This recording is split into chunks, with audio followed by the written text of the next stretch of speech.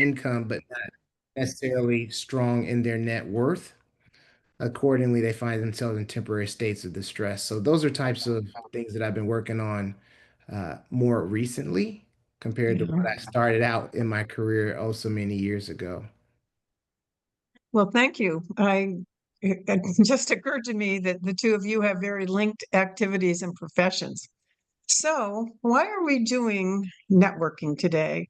And I thought about it, and I thought about the fact that a lot of people who I connect with on LinkedIn and through the blogosphere and through social media are sole practitioners, as are all three of us actually, and that the old saying, "It's not what you know, it's who you know," about getting your next job really comes into play.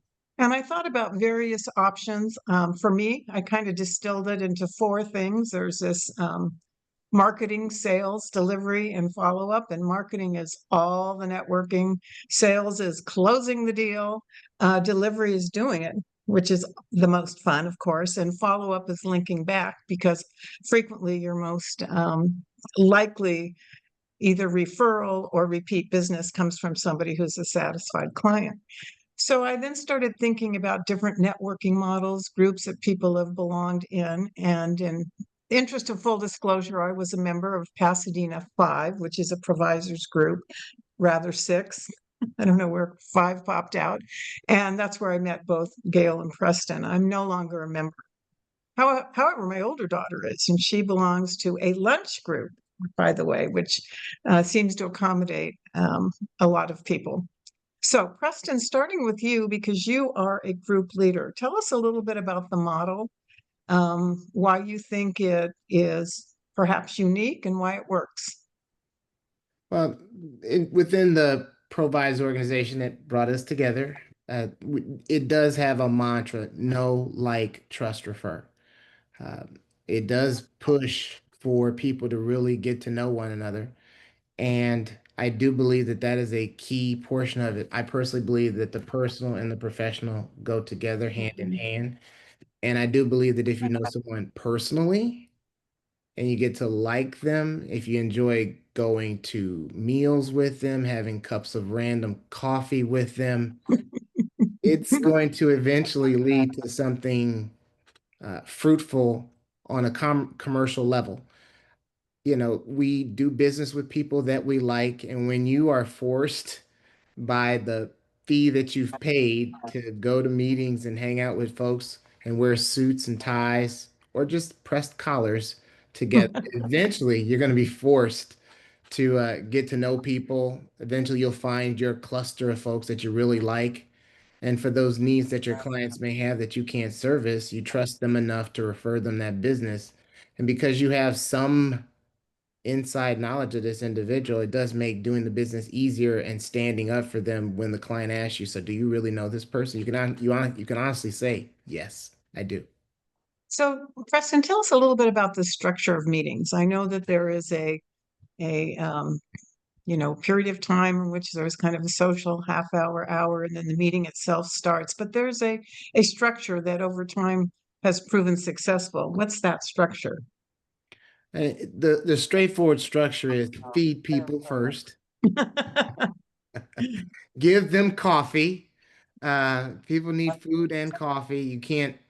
The majority of meetings do occur in the mornings. The majority of meetings are done by 9.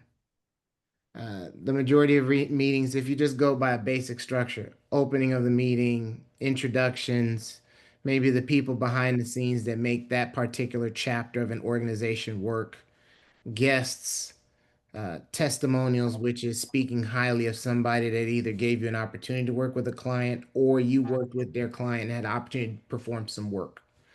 And then some type of presentation, maybe someone presenting by themselves or a panel of discussion topics surrounding a certain issue, and then a ceremonious close. And then, if you really like the people and you get to know them, some people like to hang around.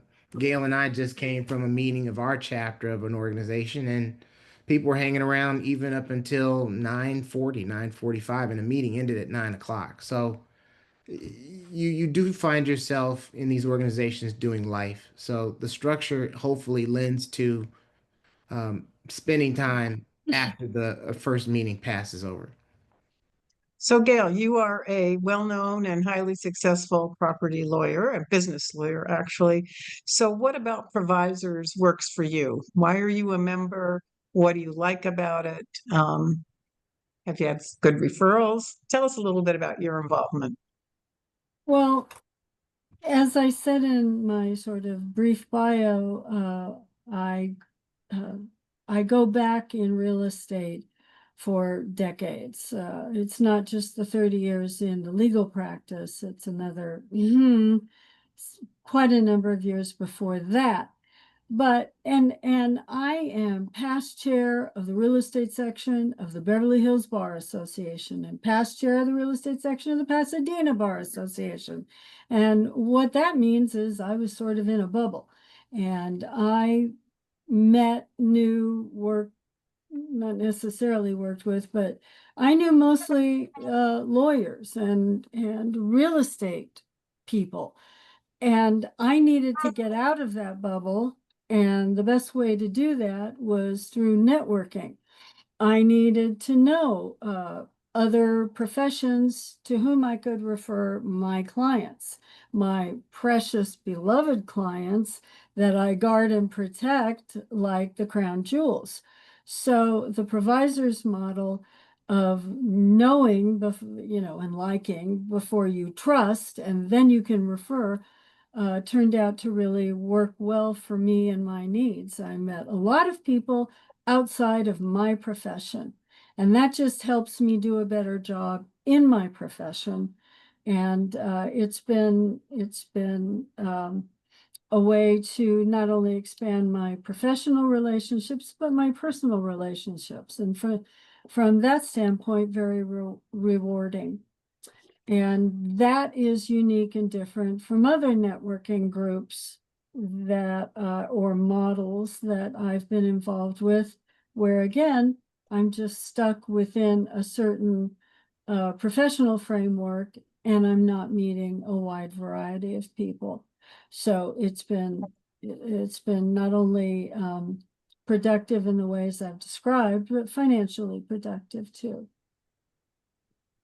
Well, great. So, on the old what's working, not working, um, if you had to give your elevator speech about why, so Preston, I'm sure you're recruiting people to your group, so you have your elevator speech. What are the 3 to 5 things that you would say to somebody about why they need to join, why they do? It is a fee-based organization, why there's a return on investment, for lack of a better way of describing it. So what would you say? And then I'll ask Gail the same question. I haven't had a chance to look at other models. I've stayed with the PV model um, for the last 12, 13 years. And when I started in Provisors, I was a new dad. And what worked out for me and worked out for my family with my wife's buy-in is that Provisors allowed me to expose myself and my talents to 6 to 7 different groups, all within a 10-minute drive from my home. And with that exposure, if any group has 30 to 35 members, and there's 6 groups at that time just in Pasadena, you're looking at over 200 professionals of different food groups who get to know you, like you, and trust you. And like once again, I say, you're still only 10 minutes from home. So there actually have been instances when my children were younger where an accident happened at home and I need to rush Yeah. home. So logistically, strategically, it worked for me to be close to home. And particularly here in the Pasadena area, many people live, work, and play within 10 minutes of their home. It's just a wonderful thing. Like if you need to get to downtown Pasadena from your home, most of us usually have a maximum 10 to 15-minute drive. So for me, it just made sense. Multiple avenues to see different professionals close to home, uh, literally close to home. And it just allowed me to really see different folks and just have them within a 10-minute grasp. So what about you, Gail? Well, those convenience notions are, certainly applicable to me, especially because once I hit the office, it's really hard to break away, to stop what I'm doing, to get Mhm. the time. I'm just so pressed for time all the time. So, as much as I hate early mornings, to go to a meeting in the morning and then to my office and not have to break away during the day for a lot of the kinds of other meetings that different groups have. It's just logistically and practically easier for me. Mhm. Um, we do, as part of the provisors model, we meet different people in 2 to 3 person groups for coffee for lunch, even a Zoom, and they're called troikas. And so we really get to know each other in those small groups. But of course, you get the chance to meet a wide variety of people in the larger meetings. So I know everything is not always a bed of roses. There are a lot of things that work and some that don't work so well.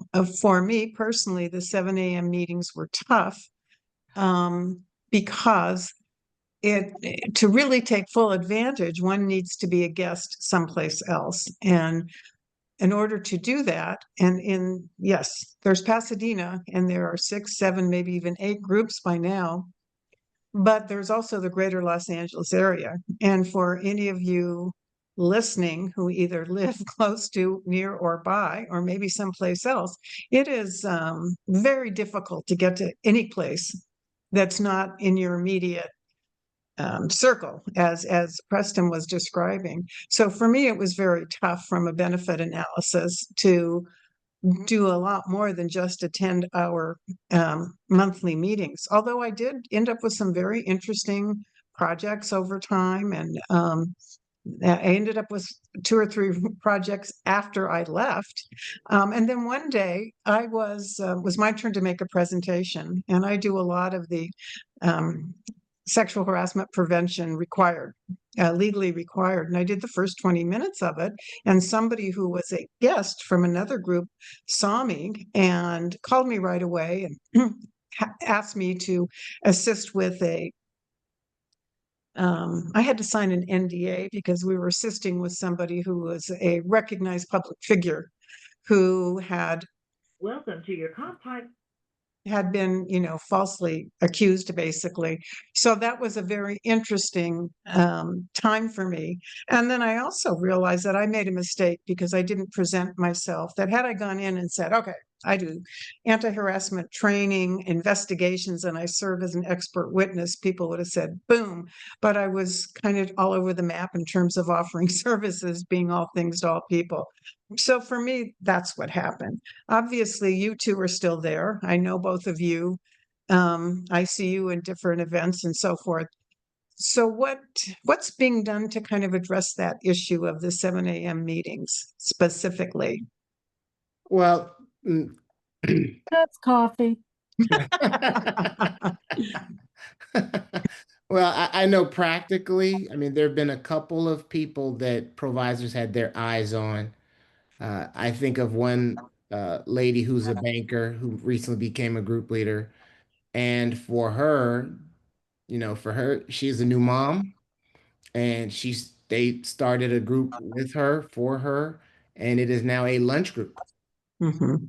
So now it is a group that I think they get together for a lunch meal at 11:30 with the meeting starting at 12 and terminating at 1:30 in the afternoon. So afternoon home groups are starting to occur in a spotty manner. I haven't seen it consistently happen, but there are, Burbank is another example of a lunch meeting for a home group, affinity groups that specialize in different sectors. Like there's a lawyers affinity group, a ladies affinity group, a a state and succession planning group.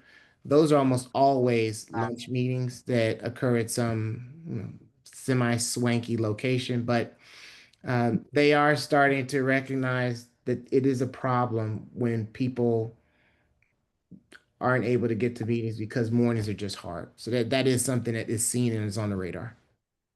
Well, I did mention that my older daughter, who is an attorney, as am I, joined that group, the lunch group, and she's in the same situation with two young daughters. And I just remember what it was like when my children were young, the mad dash to get them to childcare before you went to work. And in those days, we had to be every place at 8 a.m. So it was kind of tough. So, Gail, talk a little bit. Preston mentioned affinity groups. Tell us about affinity groups and which ones you're involved with and what that's meant in terms of expanding your contacts in your business. Sure.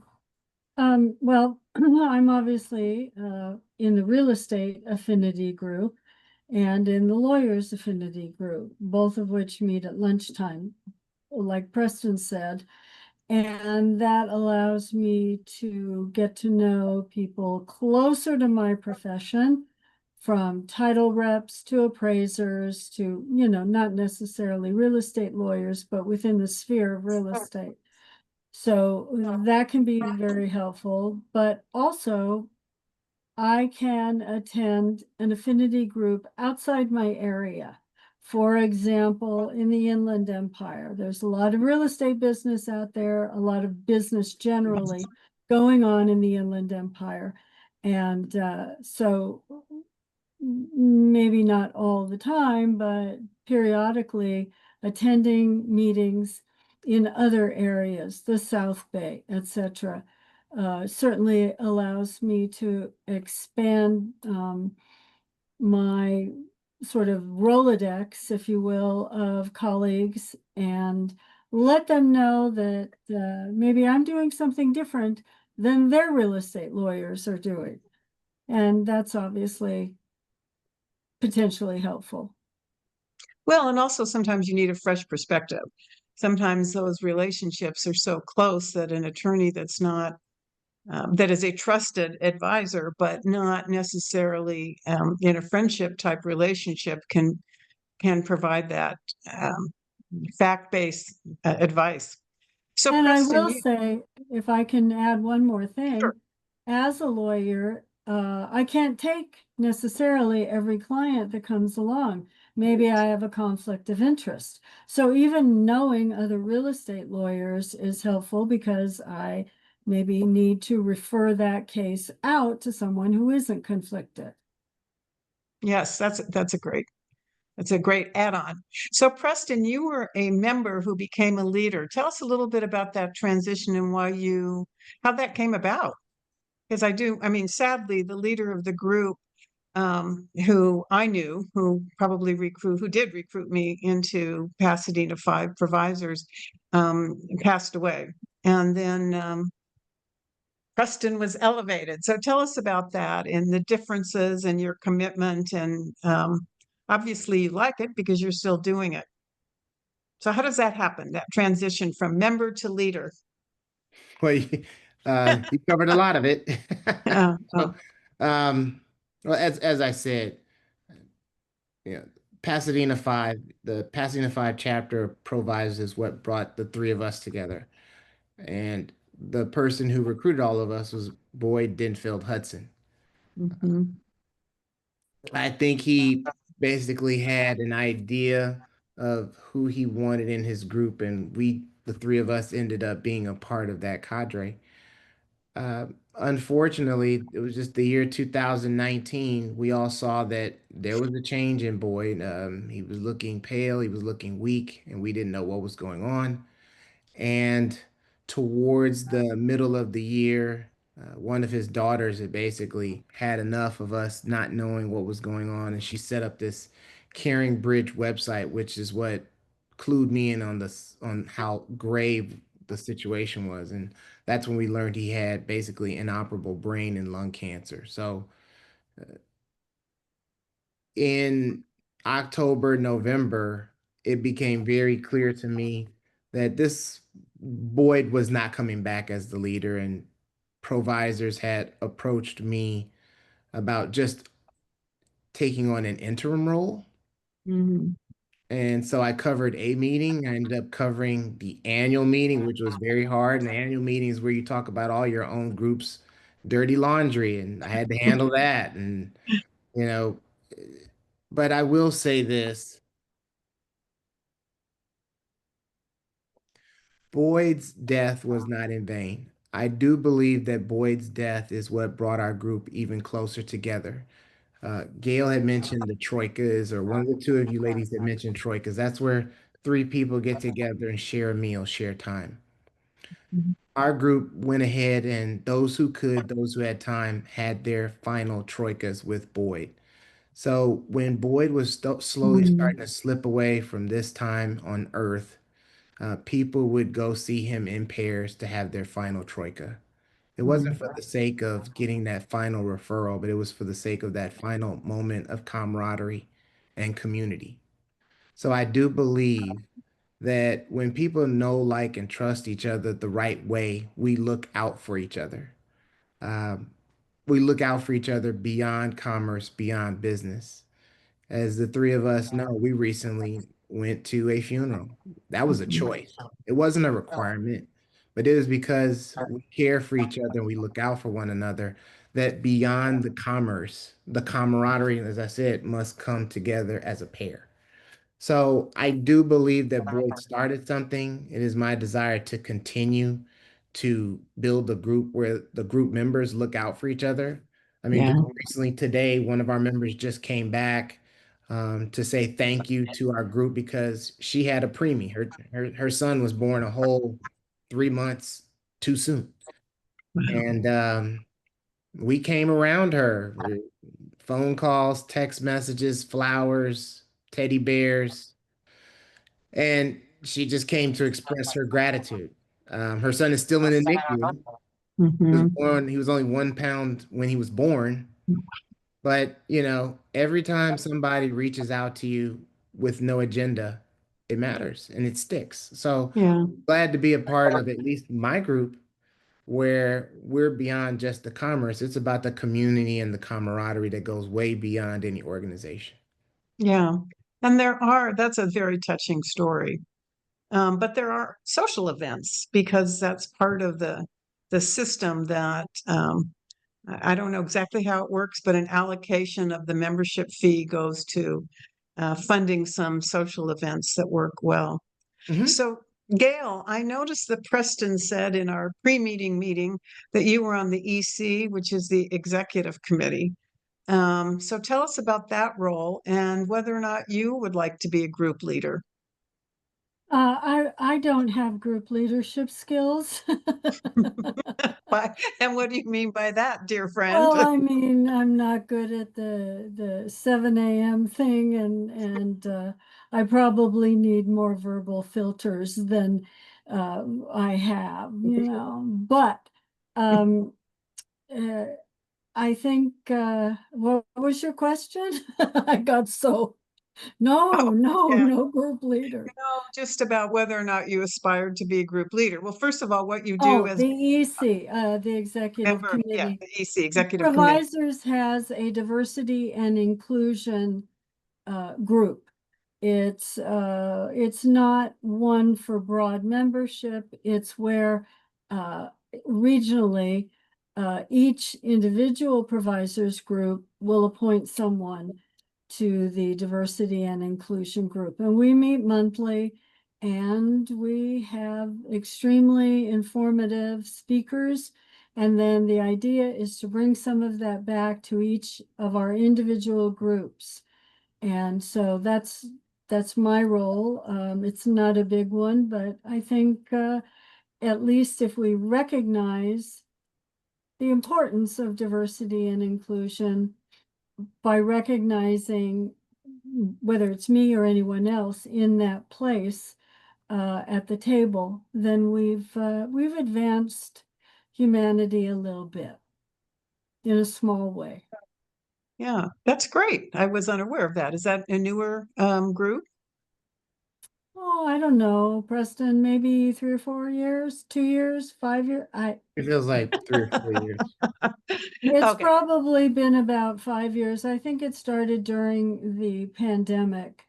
And we've also established an online library through the ProVisors Hub of a lot of materials that could be used by any ProVisors member, and particularly with regard to employers, and helpful materials for their HR departments and Oh, even that's great. smaller. So it's a resource as well. Okay, so without naming names, but could each of you, for the listeners who are not involved with provisors, could you give them some, 2 or 3 quick examples of referrals that you've had that have been where you felt good about it, they felt good about it, it was a rewarding experience, and perhaps was even lucrative? Um, and since I didn't tell you I was going to ask you this question, who would like to go first?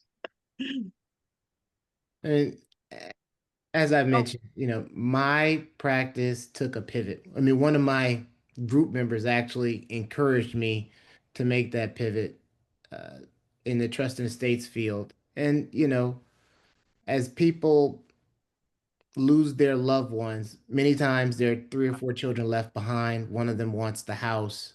Mhm. And in a case in example, a provisor did introduce me to a couple of sisters. Mom left behind a house in Arcadia.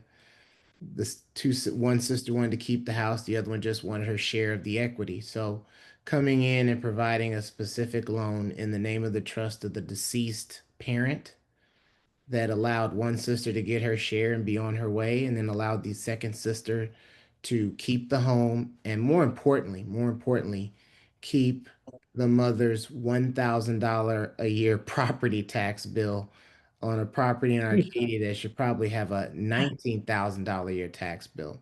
So Mhm. I'm grateful to the provisor member, because that no like trust thing keeps coming back up because it's applicable. When you get to know Mhm. people and like them and trust them, you get to learn exactly how to fit them in. Mhm. Sometimes you don't want to guess whether or not someone does something. If you really know them, like them, and trust them, you figured out exactly how to fit them in and where. Mhm. So Well, I was grateful for that opportunity to work with them. that's a great success. Gail, what about you? Well, uh, Preston also does commercial lending to on apartments and other commercial properties. And I've had the opportunity and the great joy to work with him on commercial loan documents. So that's great. That's great. I mean, Preston, who I'd love working with. Other stories are probably similar. People who need a real estate lawyer, and they call me up and say, I've got a CPA calls me and says, I've got a client and here's the issue, and the title is so messed up that, you know, so I've been engaged in many different matters involving real estate purchases, real estate Mhm. leases, title, and so on, that came from people like Preston, that came from CPAs, and so on. And Diana, can I double back on a couple of things really quickly? One on Absolutely. something that Gail just mentioned. I mean, Gail has worked with me and provided loan documentation services and title review on a few transactions where my investor, one of the investors on the transaction, was actually a real estate attorney himself. He Hmm. actually could draw up, and in the past had drawn up his own documents. When I mentioned that Gail would be doing the documentation, but he's okay with it. But then he has since almost backed away from doing his own documents, and I've heard many cases. In fact, just recently, he had given Gail another set of loan document transactions to take care of, And it's just interesting how people within the organization will say, you know what, she's better at doing it than I am.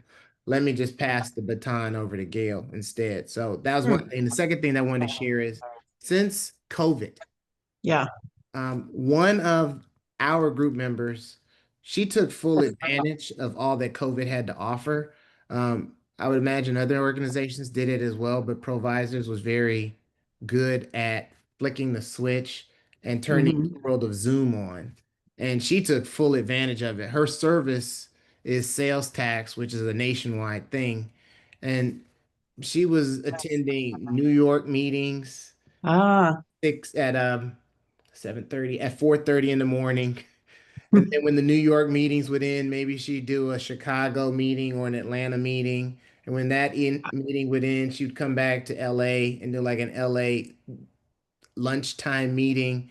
And then she would just roll back from the coast. So from her home, she would attend 4 or 5 meetings coast to coast without leaving the comfort of her bedroom.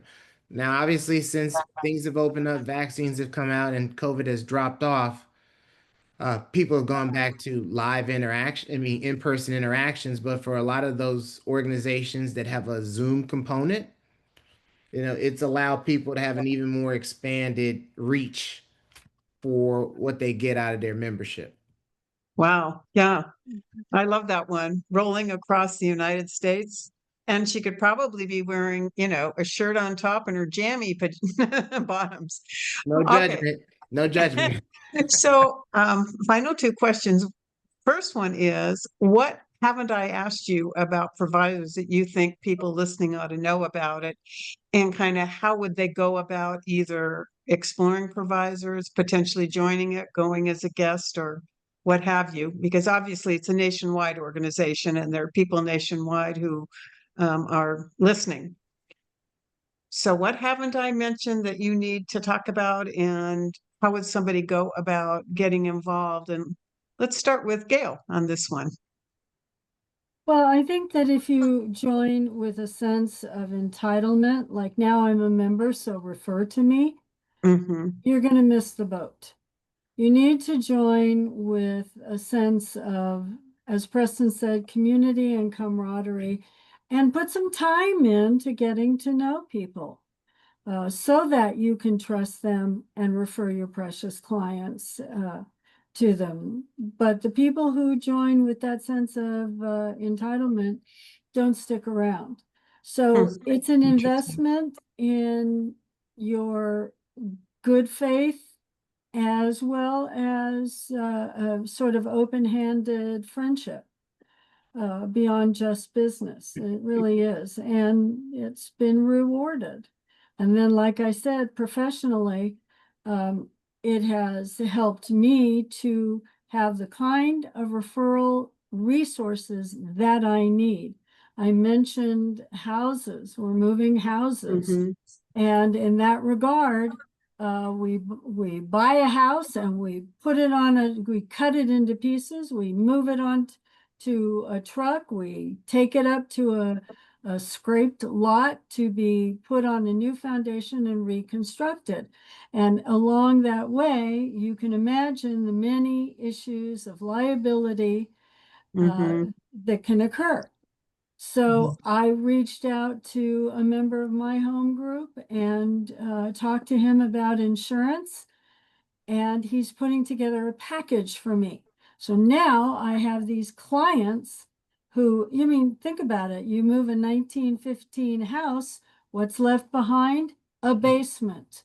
Oh dear. Yeah. There are so many little disasters waiting to happen. And for people who have already lost everything, this is important to consider. So it's a feel-good project, but it's also because of provisors, I know just the guy to call to work with me on it. That's true. Yes, and important, extremely important. I think Gail's referring up to Altadena, which is north of Pasadena and was Yes. hit very hard with the Eaton fire. And historic communities destroyed that'll probably never come back. I know that 2 of my 3 children were impacted directly by it, and it's a long, hard process. So, Mhm. Mr. Mr. Head of Group, Preston, if somebody who's listening would like to join or learn more about ProVisors, what do they do? What's the process? If they know a provisor, they ask that provisor, who is your regional manager? All roads lead through them. If they don't know someone who is a member of ProVisors, www.provisors.com.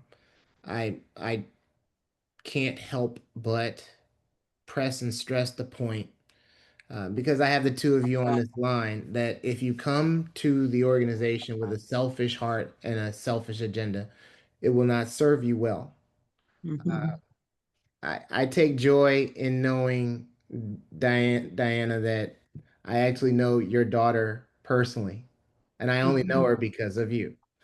Gail, I'm so happy to know you because, Past Five brought us together and we've been able to put, money in each other's pockets and walk with each other in times that are not good. When things outside of provisors have happened that take the wind out of your sails. So knowing that you have a family, when you do provisors right, you will come out with a family of people who have skills, but also they are decent human beings. You hope that they're decent human beings with good hearts that will Yeah. fit you and provide you commerce at the same time.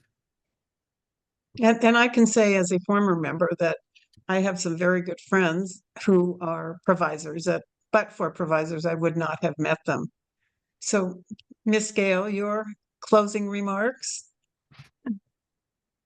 Well, I think we've pretty much given the scope of provisors, other than to say, if you're a member of one group and we've referred to it as a home group, you can attend other groups. And the more different groups you attend, and the more troikas you do, getting to know people, the more that's just going to benefit you. So in a way, you get out what you invest into provisors in terms of time and effort. But it's been this, let's just say I've renewed my membership continually for over, I don't know, about 11 or 12 years now. And so that speaks to its success on a professional level, but as well a personal level for me. Gosh, I just realized that my older daughter, she and her family were affected, one of my 2 children affected by the fire, who joined the luncheon group, she actually put me together with someone who doesn't like to do the anti-harassment training, but loves to do employee handbooks. And guess what? That's the exact reverse of me. I love to do the training. I do a lot of the handbooks, and I think they're well done because I was a practicing employment lawyer and they're focused that way, but it's not my favorite thing to do. So even the referrals go on and on and on. So I want to thank both of you for being a guest this morning, and hopefully those who are listening will consider provisors, because again, even though I'm personally no longer a member, I would recommend it as well if you're looking for a great networking group. I think the points that I take away, in addition to becoming family, friends, camaraderie, that I think both of our guests said that if you come in either entitled or with a selfish heart, you're going to come and go. It's a matter about building sustainable relationships and recognizing that it's not what you know, that it's who you know. So thank you, thank you, thank you. If anybody out there is interested in knowing more about, excuse me, provisors, you can go on the website that Preston spoke about and find a group in your area and hopefully meet somebody and just go in and get a sense of what it's all about. And so, wise women and good men, 10 a.m. Pacific time, 1 p.m. Eastern time. It is the 3rd Tuesday of every month. And next month, since I have written two leadership books that are self-published, it's going to be called So You Want to Write a Book, Should You Self-Publish or Go with a National Publisher? And the two guests, one of them, excuse me, the first one, Hope Hicks, our wise woman, is somebody who actually facilitates others who self-publish. And Jeffrey, whose surname just flew out of my head, is actually a mystery writer and goes with a traditional publishing house. So they're going to discuss the pros and cons of each. And I would like to thank you all for participating, Preston and Gail, and those who are listening. And if this was of value to you, or if you know somebody else who really is in need of a good networking association, later today, this LinkedIn Live will go up onto my YouTube channel, which is just my name, Diana Peterson-More, and they can listen to that and to past episodes. So thank you, my friends. My motto is onward and upward, and hopefully we will see each other soon. Thank you for Bye-bye. having. Take care. You too.